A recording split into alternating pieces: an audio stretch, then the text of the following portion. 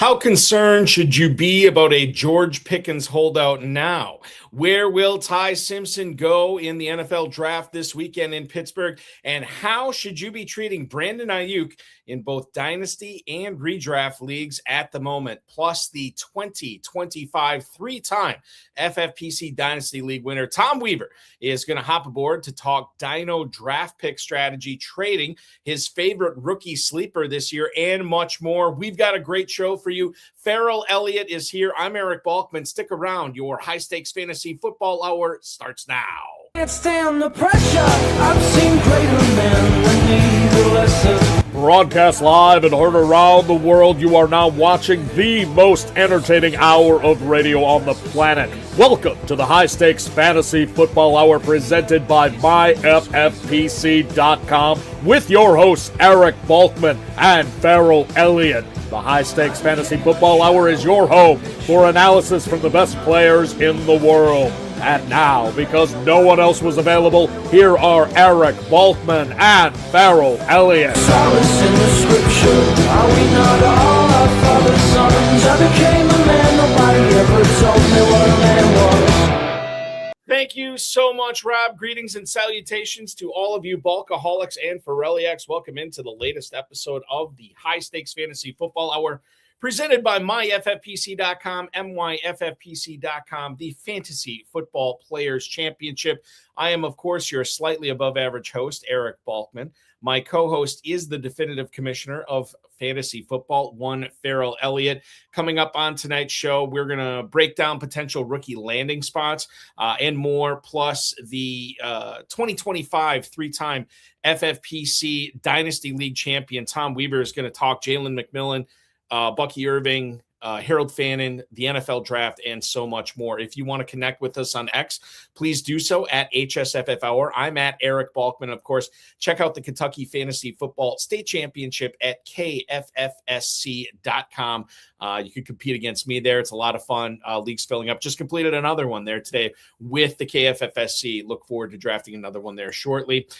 Email the show at highstakesfantasyfootball@gmail.com. If you have any questions for us, now is the time to send them in. We'll try to get to all the chat room questions, X posts, and emails in the fantasy feedback segment coming up later on in the show. Thanks to our audio engineer tonight and my best friend Bryce, as well as our producer and mutual friend Rob. Exciting times at the FFPC. Dynasty and Empire Orphans still available. We have dipped below the 120 team mark for Orphans that are still available. The teams between 500 and 1250, you'll never see better prices than that. It's been unbelievable what we have for you there. Many of those are discounted for many cheaper than $1. So check that out at myffpc.com.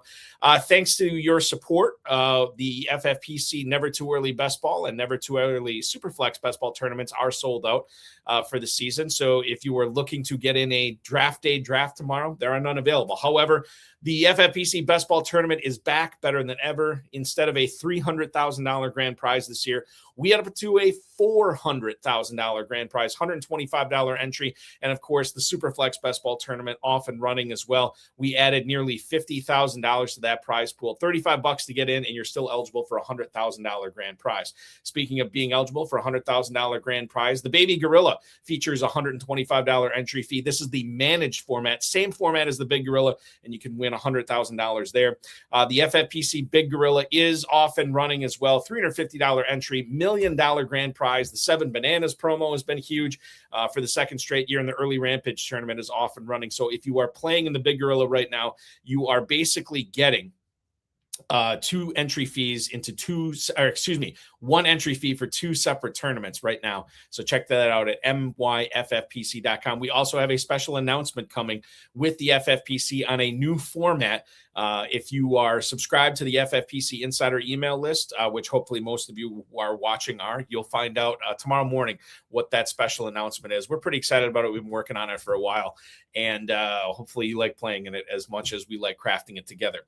Remember to like this video, subscribe to the channel, comment on the video, share it with your friends, share it with your enemies, and get notified each and every time we go live, which I'll have more details on the schedule for NFL Draft Week coming up later on in the show. For now, we have to bring on the co-host with the most, ladies and gentlemen, the boss, the head honcho, the big cheese, the commish, and the evangelist for the Kentucky Fantasy Football State Championship, KFFSC.com. He is the incomparable Ferrell Elliott. Ferrell, happy NFL draft evening. Buddy, let me preach to you, buddy. I'm telling you what. Adam Hunn's already started the show out great. Balky wasn't already full-time, could have fooled me. Yeah, that's about right, Adam. You're spot on there, bud. How are you, brother? I am all right. It's a weird feeling the night before the NFL draft because we've been prepping for this for 3 or 4 months. And I feel like the more we've talked about it, the more we've broken down these prospects, the more we've delved into it. I feel like the less we know. And as weird as that sounds. And I feel like we're going to find out how we value these guys and how good we think of pros are going to be. We're going to find out how the NFL feels about them tomorrow. And the NFL draft every year is a weird kind of situation. You just never know exactly how it's going to go.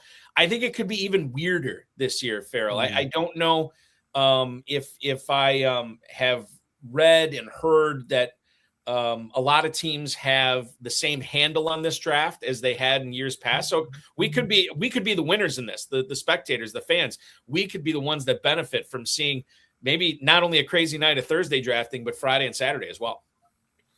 Well, yeah, Saturday is always the most interesting day of the drafting and what comes after in the world of street free agency. But there are players in this draft that especially for the dynasty players, you've really got to watch Friday late, Saturday all day. The guys that are being drafted there, as far as the NFL grades, are not a whole lot different than the guys that will be going in the second and third round. Matter of fact, there's a number of teams that will tell you that there's only really about 15 players in the draft with a first-round grade. And that's why there's all the speculation that some of these teams might be trying to trade back. I think that when I went to the All-Star games, the Senior Bowl, the American Bowl down in Orlando, Florida, I saw a lot of talent, and I would love a chance to draft these guys, and they're still working. You know, the way that they do it is they break down at this point in time positions, and you know, I'm still getting calls right now, and you know, I don't have anyone that's projected to go in the first 2 days. So these guys are working hard to try to. The proverbial look under every rock to find the player, double check and triple check, make sure everybody's healthy. It's an exciting time, and I'll be so glad when it's over.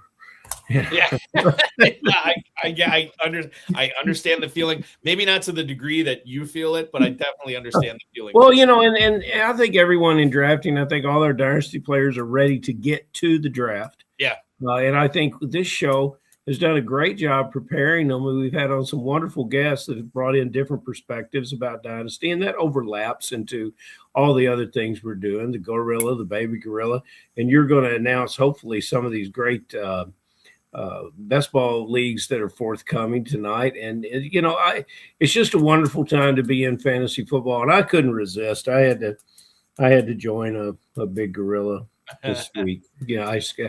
Those Gorillas just got me. That's all I'm saying. You know, we mentioned the special announcement. We're going to make a special announcement about our Friday show, right? And then are we making a KFFSC announcement tonight, or are we saving that for tomorrow? I think we're saving that for tomorrow night's guest. Okay. All right. So we'll have it on Friday. Friday, yeah. So we will tease. Well, should we even announce who the guest is tonight? Yeah, I think that would be a great idea. It would remind him to be present. Right. Yes, exactly. So we will announce that at the end of the show. And then for Friday night, you want to be tuning in for a special KFFSC announcement as well, which is going to be a lot of fun. We mentioned rookies, Ferrell, and one guy that I don't think will hear his name on Thursday night, but I bet he hears it on Friday in Pittsburgh, is Chris Bell, right in your own backyard at Louisville. Ian Rappaport has reported that he is ahead of schedule in rehab. He's coming off the torn ACL. This according to Chris Bell's agent a day before the NFL draft has started. So you can kind of connect the dots a little bit there. But this was a late 2025 tear in his knee. 72 catches, just over 900 yards, and 6 touchdowns in 11 games last year. And if he never tore his ACL, Ferrell, certainly we'd be looking at him being a first-round pick this year. We'll see what happens. What goes on in the second or third round. But as dynasty owners go, knowing that you could get a first-round talent at a bargain price in your rookie drafts, no matter where he goes. What's the right approach for Chris Bell? Do we just believe like he is going to get back to that level that he was playing at Louisville? And quite frankly, how good was he from what you saw at Louisville last year? He quietly grows on you. Think AJ Brown body type. He's kind of receiver that moves across the hashes in the college games and makes the good catches, and then the magic happens. Once he gets the ball in his hands, he has great long speed. He doesn't necessarily move in and out of the cuts. He's not an artistic receiver, kind of like your JSN or some of the other players we might talk about later on. But he's a kind of big-bodied receiver that uses that body to his advantage. And I think he's going to be a better NFL player even than what he was in college. He's the kind of receiver, I think, that a quarterback begins to love because the quarterback knows he can count on him. He's 6'2", 220 pounds. He's got a big catch radius. If he had gone to the combine, he would have tested well. I think you can be all into this player. He's a speed builder when he gets the ball in his hands. And, he's got the size that the NFL is looking for because he's to present-day linebackers, he's the same size of most of them. So I really like him. Yeah, and I think that I swing big in rookie drafts. I want to swing for the home runs. Mm-hmm. And if Chris Bell gets back to 95% or 100% of what his knee was like prior to this, then he should be a home run, so to speak. I mean, he's still got to be, good enough to play at the NFL level. But I believe in it, and I'll be drafting him as such. Maybe I'll be drafting a little bit higher than some other people, maybe not. And landing spot will be key too. Plus, we don't know exactly how much action he's going to get in his rookie season, but I'm definitely more pro Chris Bell than anti Chris Bell at this point. You can't draft him. I don't think a team could draft him and not eventually get him on the field. He's not going to disappear. He's not going to disappear on the depth chart. So I think you're redraft, but definitely in dynasty, especially if you're a patient dynasty player, you're going to have what you want to look about it. But in landing spot, all of that comes into play. But I think he's going to be a fantastic NFL contributor. Yeah, I look forward to it. I always like seeing guys bounce back from injury, and this would be a story and a guy I'm definitely rooting for sure. Mm-hmm. George Pickens in the news, and maybe not for the right reasons, and maybe this is more of a Jerry Jones thing than anything else, Ferrell. But we had Stephen Jones, according to the reporting from John Machota, who covers the Dallas Cowboys. Stephen Jones, the executive VP for Dallas, said, quote, "There won't be negotiations on a long-term deal for George Pickens this year." So we're probably not going to, at least at this point, and I'll set this up. At this point, we don't plan on seeing an extension done. Stephen Jones said that Pickens is going to play on the franchise tag this season.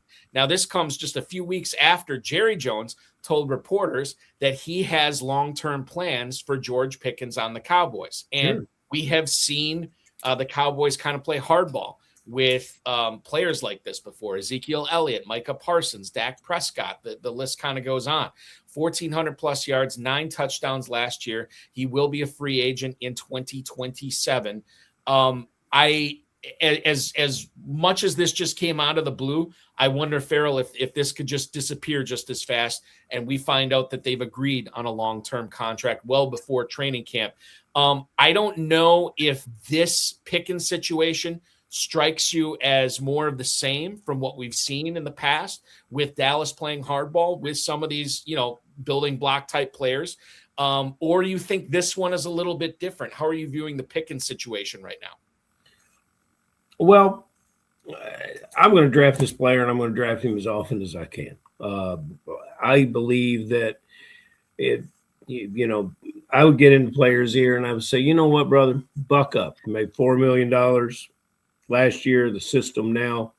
has you tagged and you're looking at $27.3 million. Now buck up and take your $27.3 million like a real man and go out there and enjoy the benefits of being a Dallas Cowboy. He was on his best behavior. He's perfect. We talk about landing spots for players coming into the league. We also talk about what a change of scenery can do for a player. And you and I talked about it, Balky, very early on the show. Get him out of where he was and get him to a place with a veteran quarterback that could really throw the ball. Boom, you got it. And the other receiver, CeeDee Lamb, is there too. And that's part of his problem. How do you pay both these guys? Plus, you have Dak Prescott, one of the best paid quarterbacks in the business. Dallas may want to extend this contract, but they might not be able to do it without getting other players involved to taking pay cuts, and it could be too convoluted. I think that we're in a situation here where this player needs to continue. But he was at peace on the field this year because he was at peace off the field. He needs to continue with that. He's going to be a very, very wealthy NFL player throughout the years. And, hey, get the Dallas Cowboys into Super Bowl contention, and you'll want to be a Cowboy for life. There's no better place in the world to play football when you're winning in Dallas.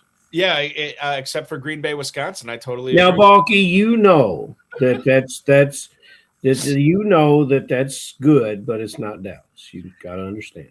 No, I agree. I do understand. The last thing I want to bring up here before we get into tonight's guest interview with Tom Weaver.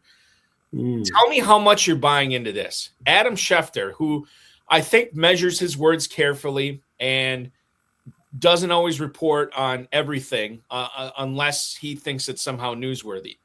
Okay. Said he would be watching to see if Atlanta is going to find a trade partner for Kyle Pitts, who they are open to trading away.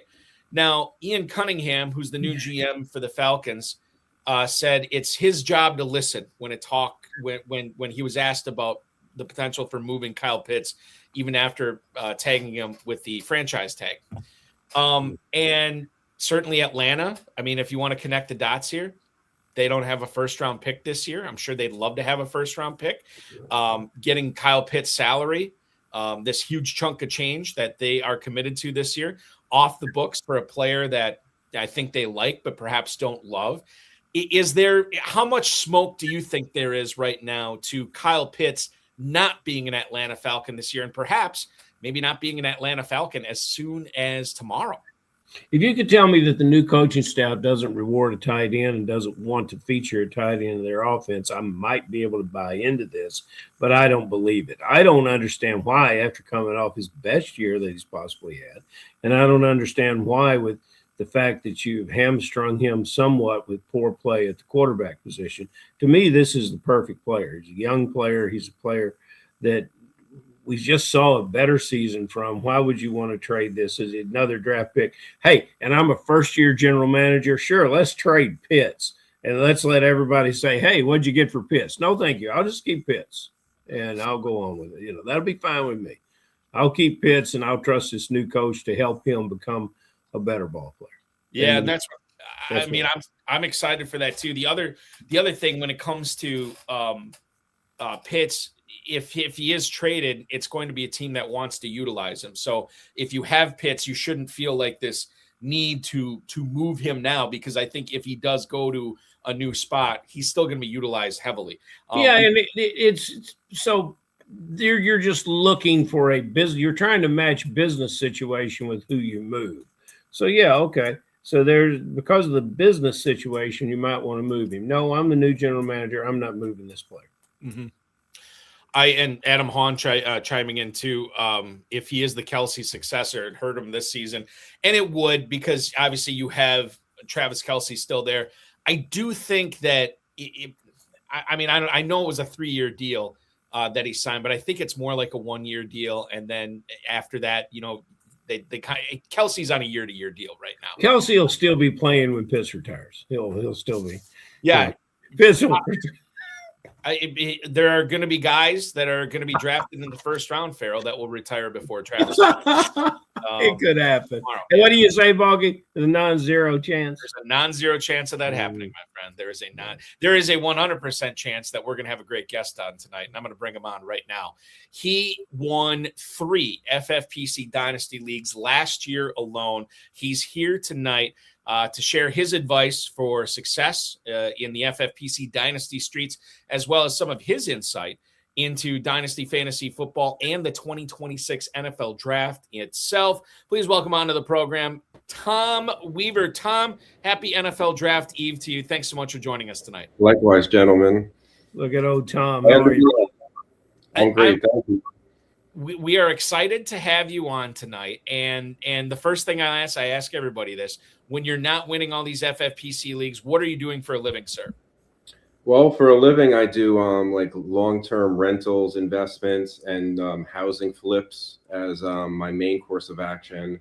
I dabble in ticket broker work on concerts, and so kind of grinding a couple different places and being diversified. I used to work for Pfizer in HR and the benefit side of things, working on pension plans and 401k plans. But when that came to an end, just tried to do some other things, and it became pretty successful in that, and just being able to be your own boss is a wonderful thing. That's quite the switch from careers. That is wild, Tom. But there had to be a certain amount of terror is too strong of a word, but definitely nervousness switching from one area like that to something completely different. Right. I mean, when and not to go too deep into the history, but when Pfizer lost its exclusivity on Viagra and Lipitor, 2 of their major drugs, they let go a ton of the sales force at the time. And being in HR, we were kind of more like overhead versus someone trying to find new medicines in the pipeline. So eventually they were just letting a lot of people go, and it ended up being my time.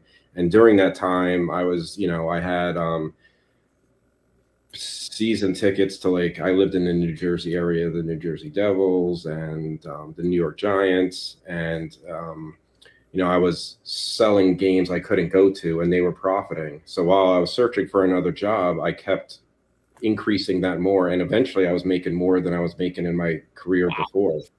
So I just kind of kept rolling with that, and with new connections, just kind of diversifying, investments and money, just to try to stay on my toes. And one of the reasons I did it is just because sometimes in corporate America, it might not be your fault on why you might get cut. And if I did get another job and, now I'm approaching 50, I might not be an attractive hire if something like that happened again. So I just wanted to kind of control my own destiny, if you will. That's brilliant. And you became a professional fantasy football player. And let me ask you something. Does the overuse of Viagra lead to unfettered beard growth? That's something that's been passed around in the chat room, and I just want to put that potentially might be a side effect for some. Okay, yeah. See, there's things we just don't know. Yeah, exactly. Yeah, I also learned to turn your hair white. So there's a lot of things going on about that. Hey, we're playing Dynasty together. I have O'Marion Hampton, and I desire the 1.1 draft spot. I really want Jeremiah Love. You've got the 1-1. Will you take Hampton from me for that 1-1? Is that a good decision? I'm leaning much more to Love in this particular case. I am too. Here's another one. Drew Maselli just checked in with this. He wants to know, if you have the 1-1, would you accept the 1-4, the 1-7, and the 1-10 in exchange for it? 3 first-round picks for Jeremiah Love. No, absolutely not. You won't do it. You won't do it. You wouldn't trade Kyle Pitts either. You and Ian Cunningham. That's what's going on here. I've even made trades for Love, offering the 102 and the 103. Sometimes that didn't even get it done. I think the people in the value just have him at just this. He's the clear 101. He's dynamic. In redrafts, he potentially could be the first overall pick in a redraft for many years coming down the pipe. And Brother Weaver, I had to work hard to be the best of the also rans to get that 1-1 spot. and I'm proud of it. That's Jeremiah Lowe's my trophy. I'm not trading it. And, the other thing, go ahead, Tom. No, I was just going to say, I remember going back, watching those weeks for the teams that didn't make the playoffs and getting to those finals, and like how important that championship in the consolation bracket was, because looking forward and paying attention to, how the class was looking and who was going to be there, you knew who the 101 was going to be and how valuable that, that truly was in terms of a difference of, of what you could do with the 102 in particular. You're leading kind of in, and I think I know what you're going to say now, Tom, but you consider not only Love, but the rest of this class and people's perception of it. Maybe this year more so in previous years, that 101 is worth exponentially more than a combination of first rounders this year. You're trading the 101 last year, the 102 and the 103 for sure would get it done, right? Not as the Corso would say, not so fast, my friend, this year, because of at least the perceived disparity between Love and the rest of this class. Yeah, I mean, I think the market in general has kind of come around to eventually started hearing people like, hey, I don't want to pick in a Superflex league after 105. You can make the argument that maybe like a Casey Concepcion is a solid option at 106, and maybe you could kind of broaden that. In fact, depending on landing spots tomorrow, he might jump one of the other receivers that are the, quote unquote, big three. But leading into the beginning of the offseason in Superflex, you're talking, Mendoza and then, those three receivers. And then after that, people were highly questionable, around the value. It was just a huge tear break in people's eyes. Eventually, at least it was, in my eyes.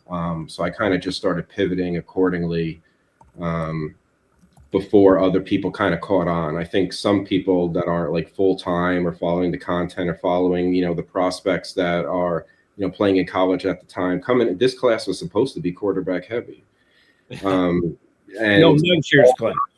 And all of them fell apart. Nussmeier played Kubnik, and Drew Aller, Lenore Sellers was a name that you heard that could be a potential, quarterback coming into the class. And I'm talking about last fall. And you saw the play in college going down, and you're like, okay, so where does that leave this class, in value? And at the time, no one was talking Mendoza. Yeah. And the other thing too, Chambliss, Manning, and Moore, all three other guys that people were expecting to be in this class, or at least knew that there was a shot of them being in this class.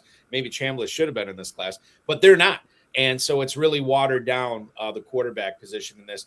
Let me just ask you just real quick, as far as like trading draft picks and how you feel about what you should be doing when you should be doing it, basically, I think is interesting, Tom, because we know as it gets closer and closer to the draft, these rookie picks get more and more valuable. We also know, and I've heard from a lot of people, they're having a difficult time moving their 2026 picks in exchange for 2027 picks. Seemingly nobody wants them.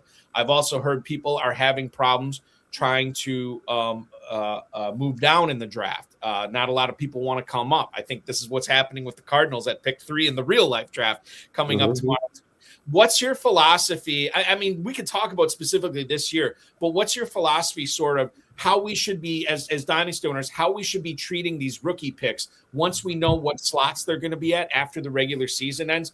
What's the best plan of action for handling these picks going forward right up until the start of rookie drafts come next week? Right. I think, you should be following the market and getting ahead of the market before your other, league mates catch on. So, for example, I thought this class was going to be relatively weak, or at least there was going to be the market and the idea that this class was going to be weak. So I made a lot of moves where I was, dealing the 106 through the one. People were at the time in January when these picks were released on FFPC. I was moving the 110 and the 111 for a random 27 first. Nice. And it wasn't a problem. And that was an easy thing to do for me because I felt that this is kind of where we were going. And, there might be hits in this draft. You have to decide who they're going to be. You could be wrong. But at the same time, there is the hype of 27 coming up. And now that we're into April, people have caught on. And orphans that I've bought, trying to then move these, later 26 picks has become a little bit more challenging. To do it, you're adding, the second and the third or some other kind of package, or throwing in, a veteran with it to try to get it done. And, most people are saying no to that. I spam offers to everybody and across the leagues in over 100 of these FFPC leagues. So me chatting in the league and having conversations is a difficult thing to do time-wise. But if you stay on it, you could get something done or open up conversation. And really, it just takes one person out of the 12, to agree. But now that we're here, I think if people are so against these 26 picks, it actually offers the other opopportunity that maybe you could kind of get some on the cheap. So it's kind of a little bit of an ebb and flow. If everyone hates, draft capital is going to mean something tomorrow, right? And something we'll probably touch on too is like, who's the RB2 in this class? Well, if you look at, oh, I interrupted you, Tom. Go ahead. No, I was just saying, like, landing spot. If someone ends up going to Seattle pretty early, that's going to look attractive. If someone gets like early round 2 draft capital, that's going to look attractive. And that's going to make that, say, that 107, 108 look better than it kind of currently does. And the same thing with like the tight end, like at Eli Stowers. Does he find the right landing spot given his like skill set and what the potential usage could be? He might move up, or he could go the other way. But there's some of these picks that I think are going to be, more valuable than people are considering in that like 106 to like 108 to 9 range. And maybe it offers an opportunity to go back the whole other way and, find a way to acquire one of those on the cheap. I have a question, Tom. How much redraft do you play?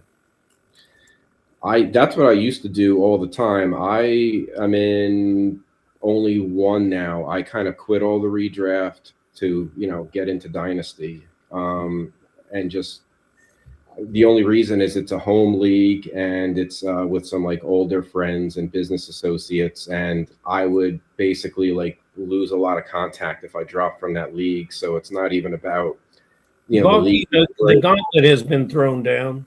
I can see that we're going to have a tough sell getting Tom and his baby blue hoodie down here in Kentucky. We're begin to work on it. He's got the right color of sweater on to come to Kentucky. So we're gonna start working on him. We're gonna start getting him in, because you've got a lot of skills, a lot of talent. That's what Billy Hollywood just popped up and says, I don't play Dynasty. So I'm also gonna thwart him. I'm gonna say we've got a Dynasty orphan in the KFFSC. I'm just gonna give it to Billy Hollywood and make him play it. So we'll do that. But you've got a real good head for this, and I think knowing the rookie class as well as you do would make you an excellent redraft player. That's all I want to say. No, I appreciate it. I'm drafting every moment I get a chance. And right. I mean, I've done some like best ball on the side too, just so I don't have to like. Now a true confession. You see, Balky, we stayed there. We got a little confession. A little bit, yeah. Got a little confession. There is some. I almost don't consider it like when you say redraft. I just think more like lineup redraft. Managed leagues, yeah. Exactly. Yeah, I mean, that's what I did for so long. And just, sometimes you're, in the leagues and you catch some injuries or some bad luck. And then, your redraft is just kind of done. Also, from a trade perspective, everyone's going for the same thing, winning that year. In Dynasty, as you guys well know, is just that there's always an opportunity. And every single team, someone's looking for something different if you're active. And I love to trade. I put all my kids to bed at night, and what kind of calms me down is going through all my leagues and like just looking at trades, looking at options, trying to think a couple steps ahead, trying to be better, listening to content. And you don't need to believe all the content you hear, but just to try to take in other opinions, and just makes you think, what am I going to think about that? Maybe I disagree. Maybe I need to reconsider something, along those lines. And,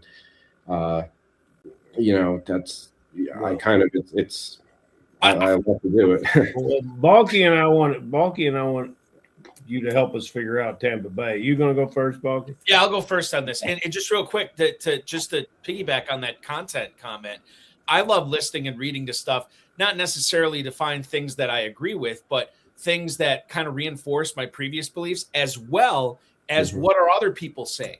What like these other people that I'm playing against in Dynasty, what are some of their viewpoints, so I kind of know how to attack trades and stuff like that. So that's another great aspect. You don't want to live in your own echo chamber in Dynasty. You always want to be, being having osmosis with all the information coming in.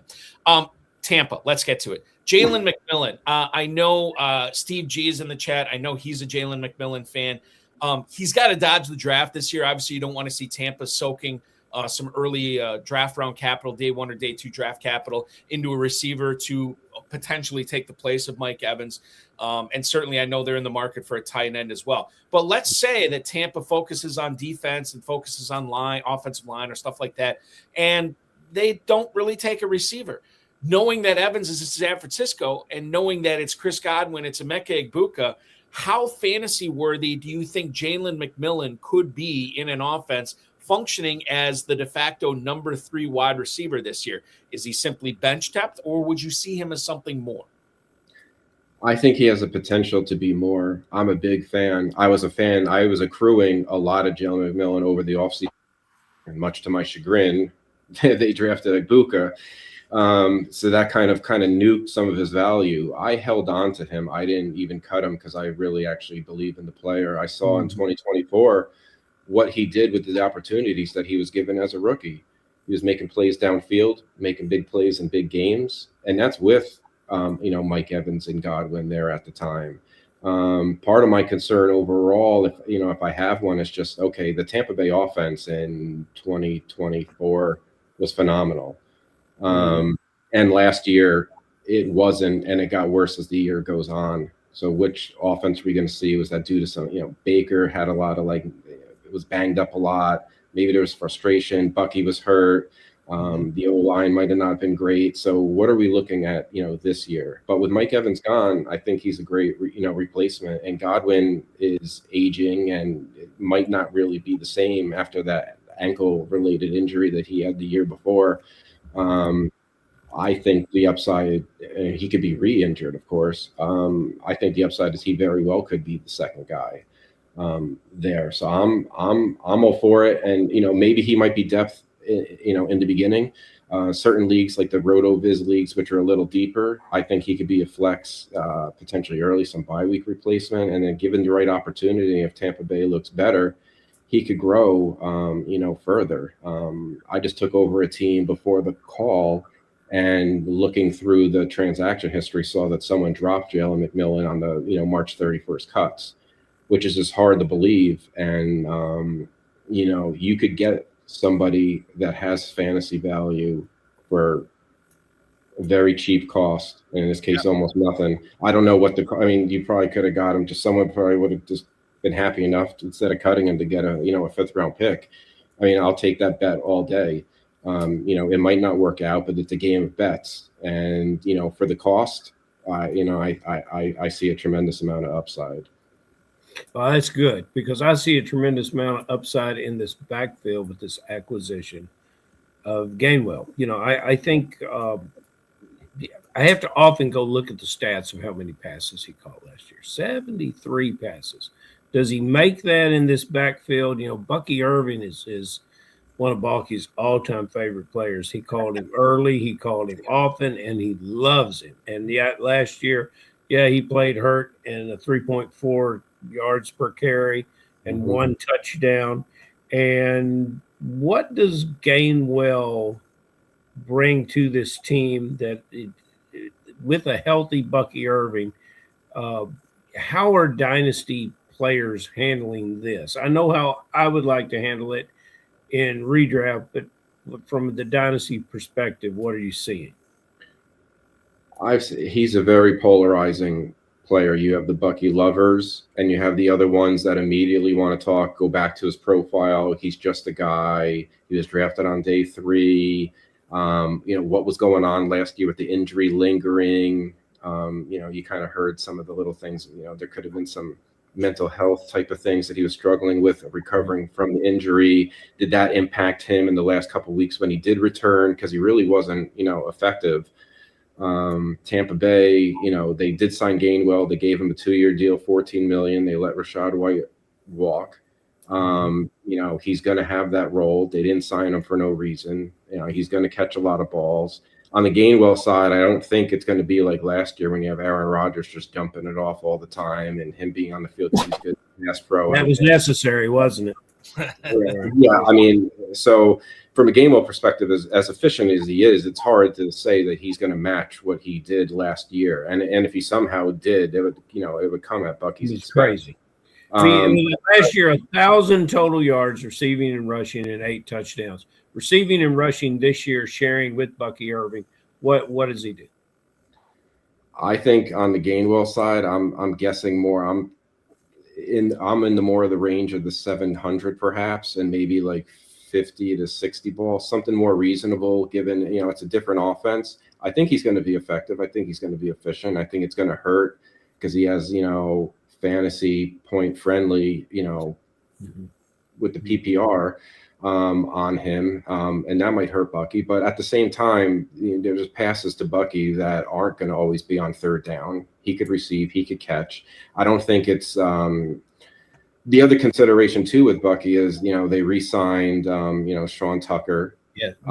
He was actually getting goal line work at the end of the year and Bucky wasn't. I'm not saying I'm projecting that to happen this year. But what if Sean Tucker? There's a lot of what ifs and a lot of very good players. Is Bucky closer to the 2024 form and he's healthy and the Tampa Bay offense as a whole, improves? Because Rachaad White still had a role then. Yeah. It's not like it was, all Bucky. He's totally not nuked because Gainwell's there. Does it limit his ceiling a little bit? Yeah, I would say that, it probably does. But I still think he's the main guy. I still think he could be effective. I'm just hoping that the Sean Tucker goal line type of thing, doesn't come into play because no one wants touchdowns too, and you start to be more between the 20s type of guy, and you kind of have that like low calorie, touch thing going on, and it's just kind of cap his ceiling.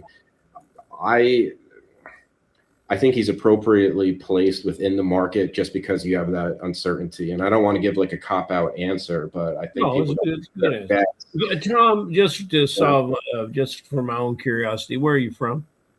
I'm originally from New Jersey. I live in Michigan now since my wife's. In Michigan. That's good. That's good. Balky, there's a Tom Weaver lingo that, the words like accrue and polarizing. And, lots of people call it joining the show. He called it the call, which means he does this all the time.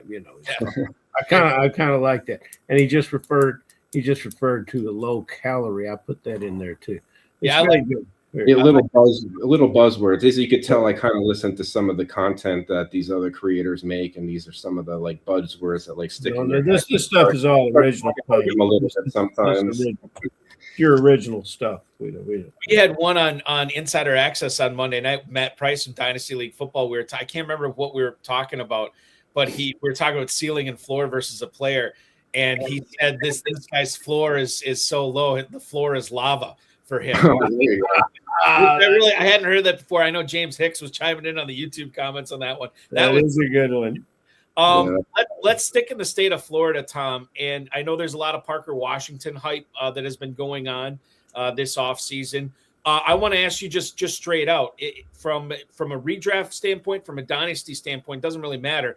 I'm wondering what you think the likelihood is that he actually ends the season as the Jaguars' top receiver. I mean, nothing's 100% certain, but I'm pretty close to 100. I love what he did last year. I love, Trevor Lawrence is effective. I mean, they brought Jacoby Myers in too. They gave him an extension pretty much almost right away because, and that wasn't have anything to do with Parker Washington. That had everything to do with, BTJ not being effective. They tried to do some things within the offense that he just wasn't really good at. So they kind of, made a change there. So I think, Myers is a little bit older, and Parker Washington just looked the part. I mean, he's just more than, the punter kind of kick returner type of guy that people thought. I think if anything, people might be just kind of stuck in that, mode where, they're using like a past bias on him and his size, that he's not really the guy. But given the way they run their offense, he's a perfect fit. You'd also talk about, Travis Hunter. They said he's going to play more cornerback this year. That tells you all you need to know about how strong they feel about how, the receiving group and how it currently is. They're very comfortable with them, and so am I. I got him on waivers a lot last year, and he was in my starting lineup in pretty much all of them, as the year progressed. He's a beautiful find. And, Myers is getting up there in age. I think Washington's effective. And like I said, I think, BTJ, supposedly there's rumors out there that they were looking for a first round pick and would trade him if the right cost, if the right opportunity presented itself. It didn't. He's still going to have a role in the offense, but, I think Washington's going to just be a PPR machine.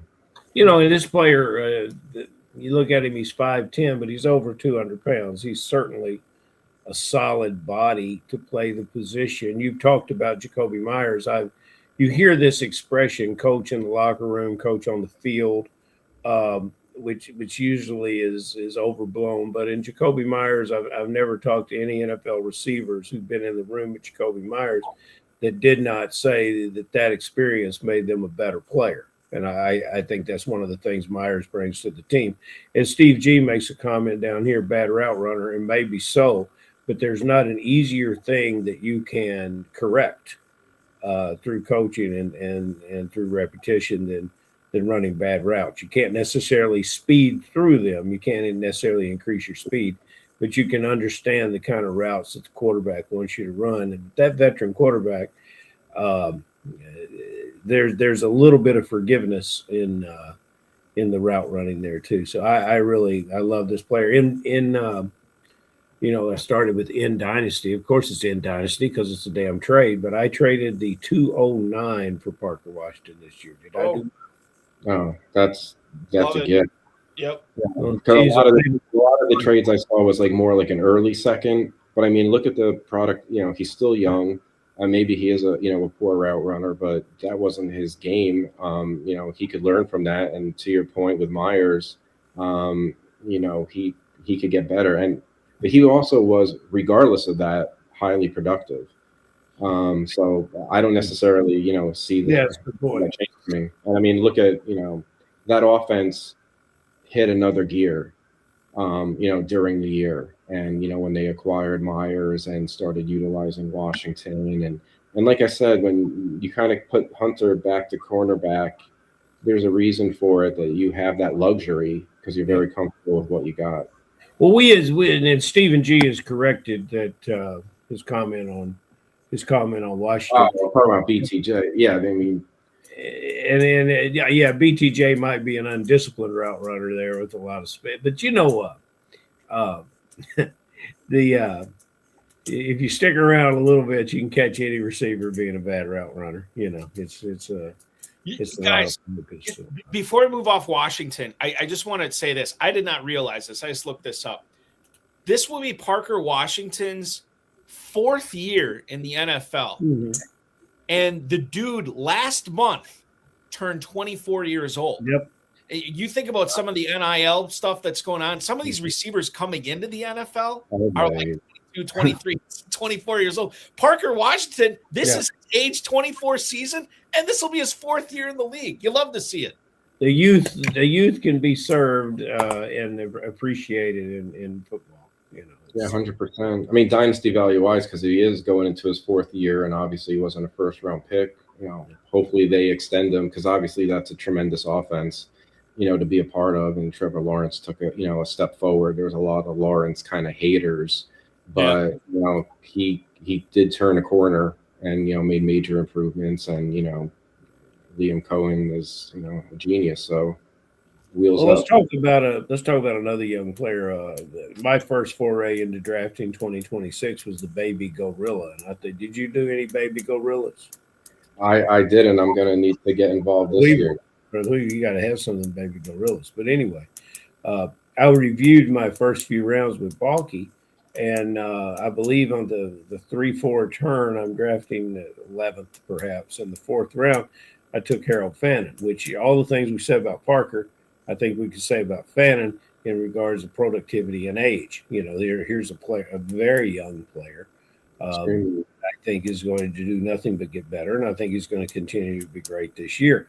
Now I find myself a little more polished in drafting. I'm in a Big Gorilla, but I'm still drafting Fannin in the same place. And I think anyone that got Fannin, Balky, help me remember, and Brother Weaver, you may know right, you may be right on top of it, but Fannin was not a high draft pick in Dynasty coming out of Bowling Green. Am I right about this? Well, I mean, it depends on like your definition. I sound like Bill Clinton now. It depends on your definition of high, right? Well, I think anything like 3, 4, top 3 is top 2 is high, 3 and 4 is in the middle, and 5 through 7 is late. Yeah, I'm looking this up right now to refresh my own memory. I'm looking back on Fantasy Mojo right now. And by the way, you can look back on this kind of stuff at fantasymojo.com when it comes to previous year's ADP. He has it. If you're playing in the FFPC, get a membership to fantasymojo.com. He was, as far as the rookies go last year, Ferrell, was on average the 307. In FFPC rookie drafts, which was basically, I mean, dude was being, this is crazy to me when you think about it. Arroyo, Fannin, Ferguson, those guys were all going in a clump together behind Mason Taylor. And then, of course, behind Loveland and Warren, who had massive NFL draft capital. But Fannin was like a mid-third round rookie pick last year in tight end premium leagues, which is crazy to think about. I was just curious about that. Are you a big Fannin fan? I am. I didn't get enough shares last year through the draft, which was unfortunate. I didn't see it coming. You talked about the competition in the MAC, at the time when his profile was there, how is this going to, work? His athleticism, some people kind of questioned. And, then on the Browns with Njoku there at the time, you could see why possibly, he could slide and people just wouldn't believe given, that he was from the MAC. Detractors even now, if there are, I rank him 5th behind the big 4.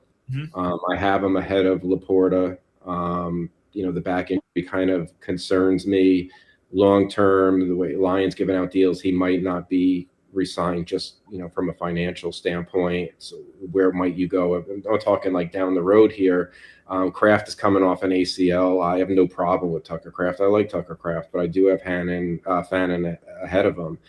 Detractors are going to, talk about, he can't replicate what he did last year, calling it potentially, fraudulent productivity because given this is what you'll hear on, in some of the streets, just given like they were just throwing the ball and they didn't have any kind of weapons. But what's that different than this year necessarily? I mean, we'll see after the draft, but how is that, necessarily changing? The coach Stefanski does love to use the tight end a lot. He's no longer, there. So, maybe there could be a kind of a concern there, but give me a guy that was like 20, 21, super young, that balled out last year. Why am I really going to expect, anything different? He's a weapon. He's an asset. I'm not sure who the starting quarterback's going to be there. Maybe that factors, maybe the scheme with a different, coach and offense changes things, but I mean, they do not have a lot of weapons. We'll see what they do at the 6th pick.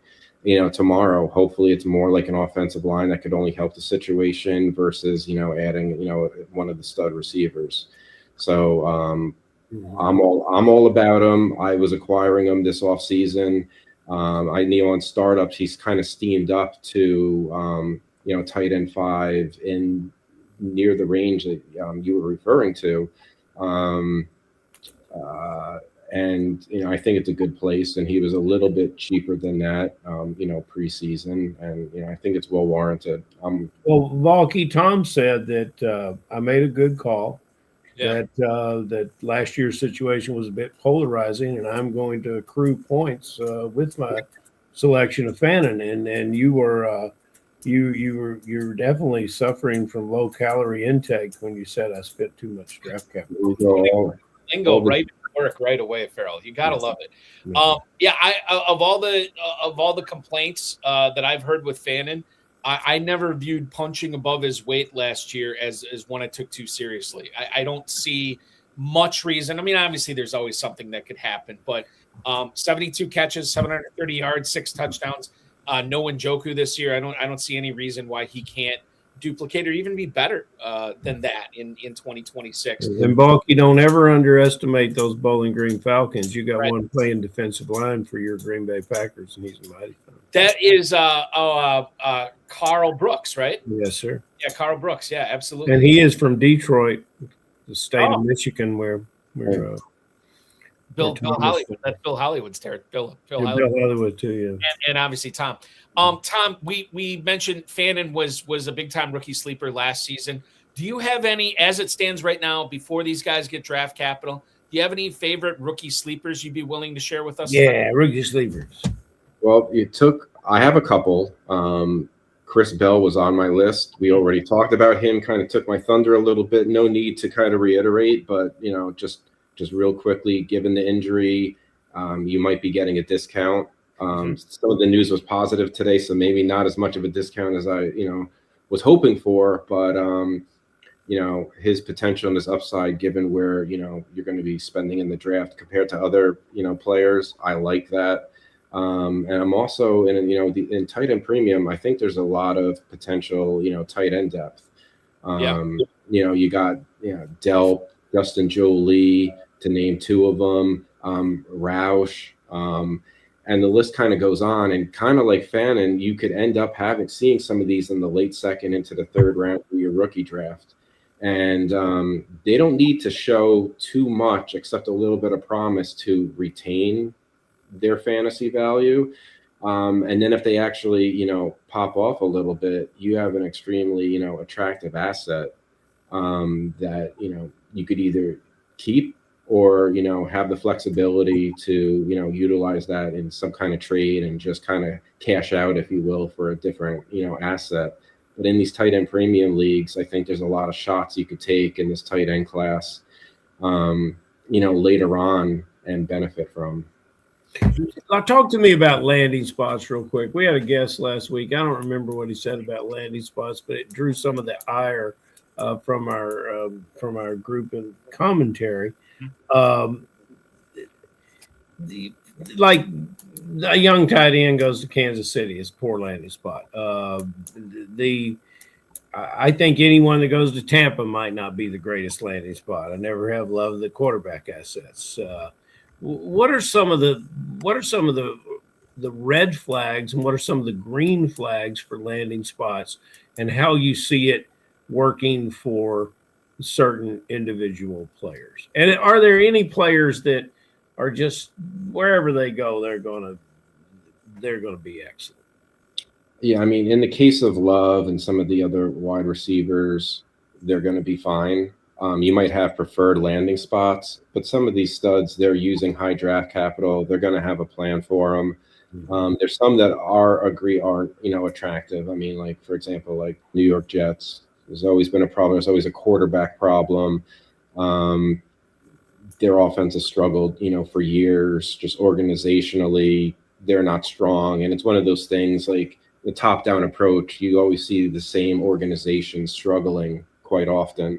The Cleveland Browns, they talk about it, that worked, for Fannin.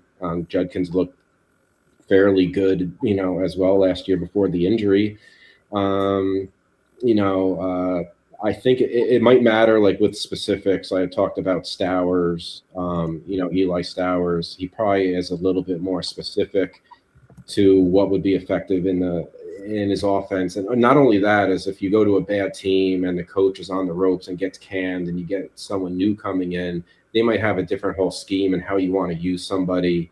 And also, that wasn't your draft pick, either. So sometimes I think there could be something along the lines where going to a poor team that might have coaching changes could impact your future potential value as well. But at the same time, like a Jeremiah Love, I'm more interested not necessarily in his landing spot for Jeremiah Love, but whose value at running back is going to get nuked tomorrow. Yeah. Is it Cam Scatterby? Is it Tyler Algier that some people bought into when he got that deal over there? Is it, is it Pollard? Not that he had the like most tremendous value, in the world. But, I'm just thinking about, if the Giants did, all the Scatterboo fans, his value would just simply be nuked. So, the landing spot also is more, it could be very impactful on the other assets that we have across our dynasty leagues. Hey, Bulk, here's a wild card question for you, Tom.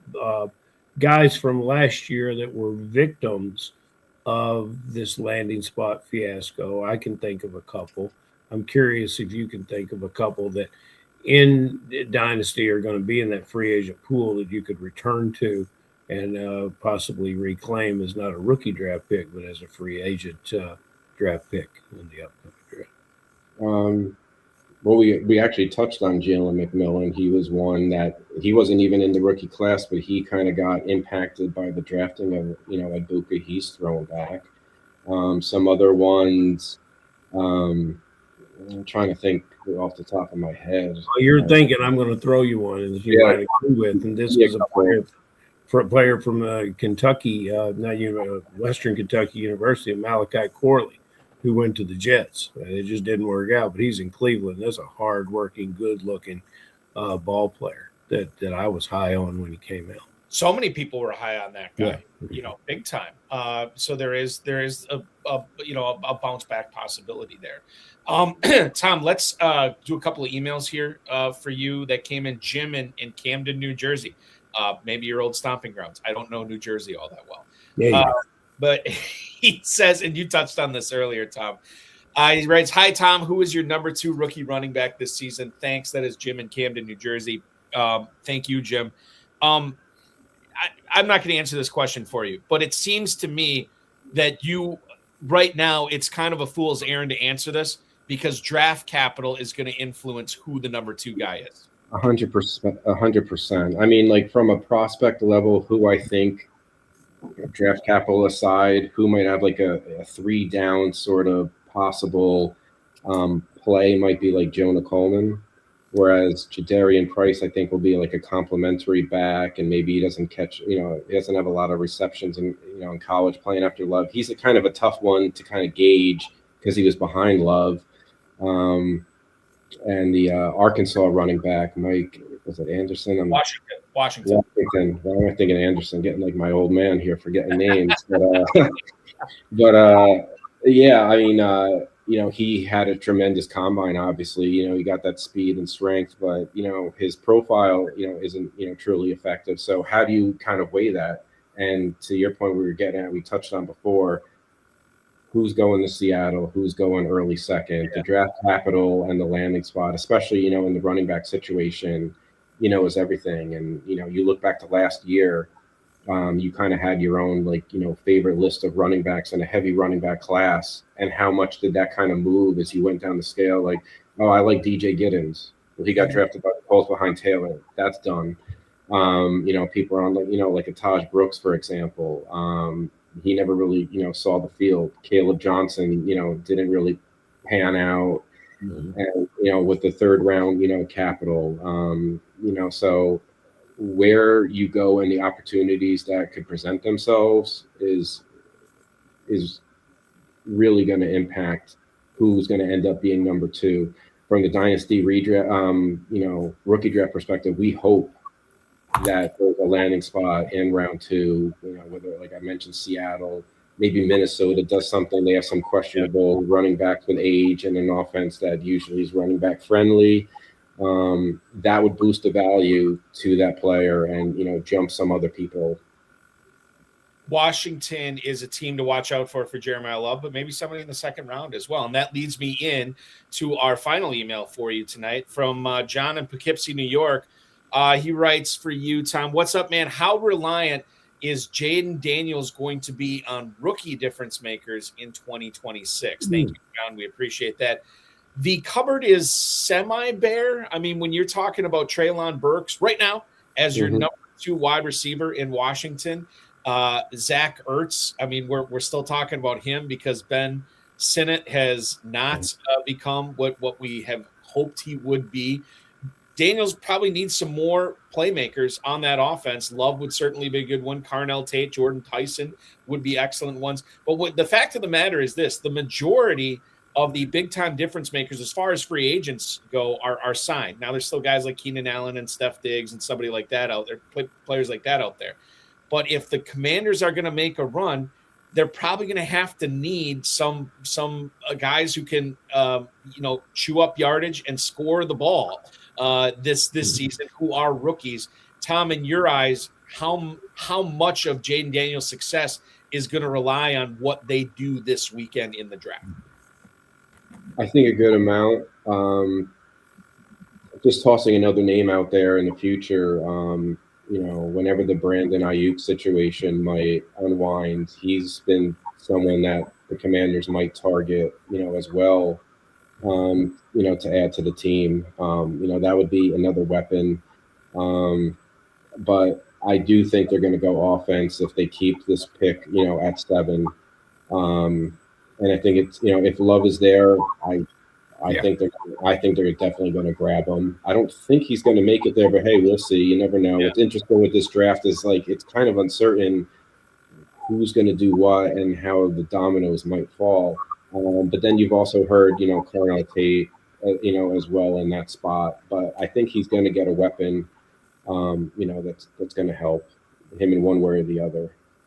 I think he has, with his rushing ability, you saw his first rookie year, that team was an older, aging team. They kind of just played kind of above their heads, if you will. And they kind of came back to earth, and he was injured, and I just see a rebound. I see an opportunity, for him, in all our leagues. I think he's a buy. I mean, last year I was making the call, and it was the wrong call in startups. I took him first overall. I took him over Allen. Do I regret it? Sure. But, given his age and what he did in the mobility, for that long amount of time, it's really hard to pass that up. Mm-hmm. And, you compare, and the other guy, like Lamar Jackson's getting up there. He kind of got a little banged up as well. There's kind of some talk that maybe he won't run as much. Well, that that would be very impactful, to his value. So it was last year. Not as much last year. And the other thing, you mentioned Tate, Tom, and you look at McLaurin's age. You want a guy that can grow up with Daniels in this league, and certainly getting Tate or Tyson or somebody like that could be the heir apparent to McLaurin. Probably something that Washington should be looking long and hard at going forward as well. All right, final question for Tom tonight, Ferrell. You take it away. I've got a final question. How sweet it is. It's the same question I get every week. And I imagine you can find value in just about any player. But I'm curious to know if there's a player in the dynasty world that you won't touch based on talent, not age or not situation, but just based on talent, just a guy you don't like. And then somebody that you really got to get without spoiling the game and playing your hand. I think you've already sold us on the fact that if you have that 1-1, hang on to it. But just give us some insight there of some things that are just, sort of the Bible according to Tom, one of your Tom commandments. Well, some people that I do like this year, I've acquired a lot of, Zay Flowers. I think his usage is extremely high. Now, I felt stronger about that when they had the, Max Crosby trade and they gave up those first-round draft picks. Now that unfolded, it opens the door where maybe they potentially could add a wide receiver, and I feel a little bit, differently about that. Some other type of guys, like if you need a cheaper tight end, I like Brenton Strange, in that offense. Another one that I would acquire if I'm kind of more in a rebuild type of situation, I would just take advantage of the Travis Hunter kind of situation right now and start, buying low. I've seen him go for, second round picks, and even late second round picks, in some leagues. And I just think if you could just kind of wait out the year, because you're kind of rebuilding anyway, he's going to come back into the fold as a wide receiver. I think he wants to be a wide receiver. And as he gets closer to his next contract, that's who's making the money. And it's going to come down to, I can make a whole lot more money at the wide receiver position versus, being a solid or very good cornerback. So I think he gets almost no snaps at wide receiver this year. This year, yeah. And like I said, that's kind of why I mentioned like rebuild, is just because you might not care. It gives you an opportunity to do that. And in other leagues that you're in, unless you're a total monster team and you don't need that bench spot as much, you can get them on the cheap and just kind of like wait it out. But I agree with that. I will just say this about Hunter, and I feel like I've said this before, but I'm going to say it again, and I'm going to put it in practical dynasty sense here. I don't think now is the right time, because I like Hunter, and I'm a little bit more bullish on his receiving than Ferrell is. Also understanding the reality, but I think the time to trade for him in dynasty is once we get to training camp and he's working with the ones and he's on defense and he's hardly doing anything on offense, because I think now there's a lot of people who invested the 102 in their rookie drafts last year in Hunter that aren't willing to give him away because they don't want to believe it, that he is just going to be a defender. But if we get August and he's doing nothing with the offense, that would probably be the time to pounce on Hunter and keep him on your roster. Yeah, I know he's a bit of a roster clogger, but with a talent as rare as he has, I'm willing to clog my roster with somebody like that. And maybe I'll go down with the ship, but that's part of dynasty too, is having your convictions and standing by them, right or wrong. I'll tell you what, our guest tonight, he's been right more than he's been wrong. He is Tom Weaver joining us tonight, the Dynasty DJ himself. Tom, this was a pleasure. Ferrell and I really enjoyed it. I know our viewers, the listeners who will be listening to this tomorrow are going to enjoy this as well. I wish you nothing but the best of luck in all your dynasty leagues this year. Enjoy the NFL draft, not only tomorrow, but the rest of this weekend. And enjoy your rookie drafts coming up in early May. Thanks so much for making us a part of your Wednesday evening, my friend. Thanks for having me, guys. See you. Absolutely. Tom. You got it. That is Tom Weaver from Michigan by way of New Jersey. Hanging out with us tonight. Great stuff from him. I learned a lot. Always good to have these players on, Ferrell. And certainly Tom Weaver, no disappointment tonight. I agree. He's very well organized. He just needs to keep playing. He just needs to come play. He needs to come in redrafts. Expand his redraft portfolio. He needs to bring that,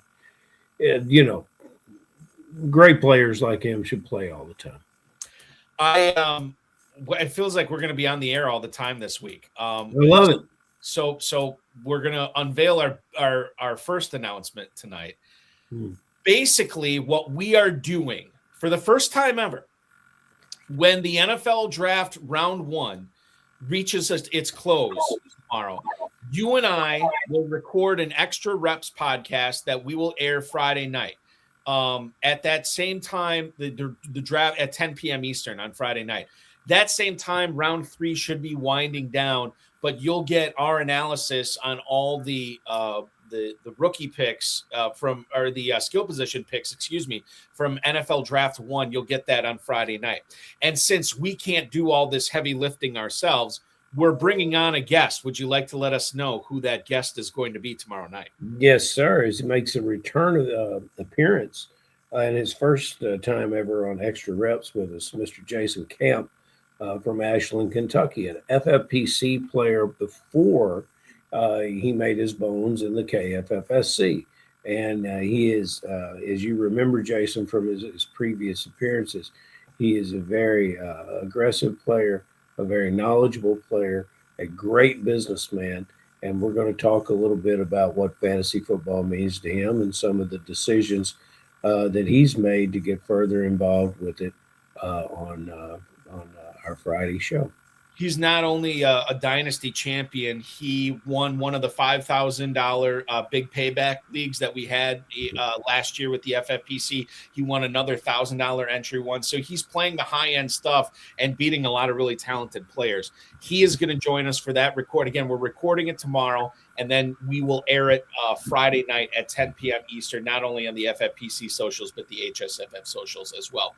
Ferrell, I can't wait to talk with you. By the time I talk with you again, we'll have landing spots for all these guys. Very excited to do it. Thanks so much for hanging out with me tonight, and enjoy the first round tomorrow. I'll talk with you in, I don't know, about 23 hours or so, maybe 25 hours. We'll see how it goes. All right. Depends, but whatever it is, Balky, we'll be ready. Thank you. Thank you. That is Ferrell Elliott, the definitive commissioner of fantasy football, and that's going to complete our show tonight. I want to thank Tom Weaver, Ferrell Elliott, the FFPC, Rob Bryce, and, of course, each and every one of you. This week, in case you missed it, Insider Access normally airs at 7 o'clock Thursday nights.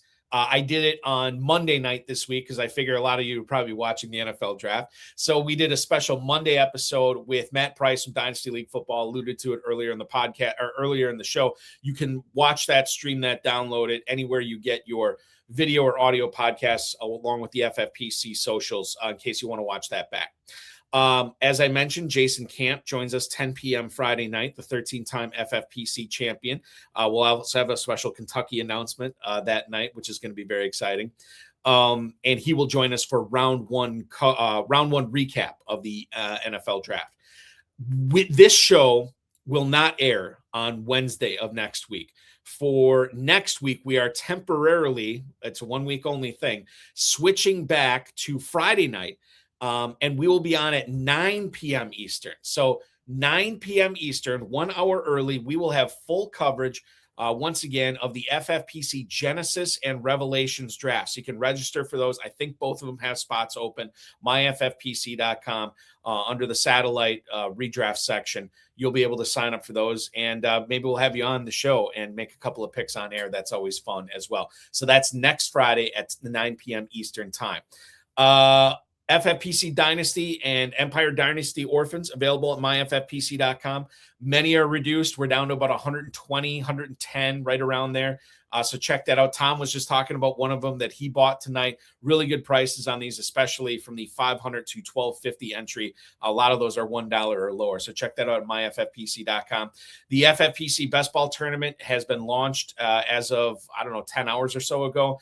$400,000 grand prize. That's $100K more than last year, and it's still only a $125 entry. The Superflex Best Ball Tournament, you can win $100K there, $35 to join that. Same thing as the Baby Gorilla, $100K grand prize, just $125 to enter there. The exact same format as the Big Gorilla, which once again features $1 million grand prize, $350 to enter that. Early Rampage and 7 Bananas promos going on there right now, as well as that $25K grand prize up for grabs in the early Rampage tournament. Want to remind you, if you have not signed up for the FFPC Insider List, do so at myffpc.com, because in your email tomorrow morning will be a special announcement on a new format that we are bringing you, and hopefully you're excited about playing in it. In fact, if you peruse the FFPC website, you may or may not see it on there already, but we'll officially announce that tomorrow morning. You'll see that in your emails. Remember to like this video, subscribe to the channel, comment on the video, share it with your friends, share it with your enemies, and get notified each and every time we go live, which will be the next time this channel will be active, will be 10 p.m. Eastern, Friday night, with extra reps, myself, Ferrell Elliott, and Jason Camp. Speaking of Ferrell Elliott, for Tom Weaver, I am Eric Balkman. This has been the High Stakes Fantasy Football Hour, and as our friend Vince Staffolino reminds us, you are officially over the hump now.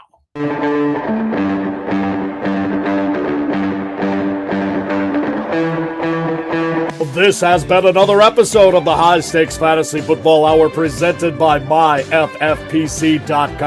It was broadcast live and was watched around the world. Balky and Ferrell will be back next week with more analysis, more interviews, and more advice from guests much smarter than they are. Thanks for watching, and we'll talk with you again next week. Want to wish everybody have a happy NFL draft. We could see 5-6 receivers go. tomorrow night we could see 1 or 2 running backs, 1 or 2 quarterbacks, 1 or 2 tight ends. It's going to be a fun first round. And I'm also excited too, because I think this year we could see more defensive players and offensive linemen picked. I don't do as much research on that as I used to, because I'm focused on the skill position. So it'll kind of be like watching the NFL draft from a non-fantasy point again, and just watching to see how these franchises inject some life into them. Some of them more moribund than others, but it's going to be a lot of fun tomorrow night. And we'll talk all about it on Friday with Ferrell, me, and Jason Camp. It's going to be a lot of fun. Enjoy it, everybody. Have a great draft. We'll talk with you Friday.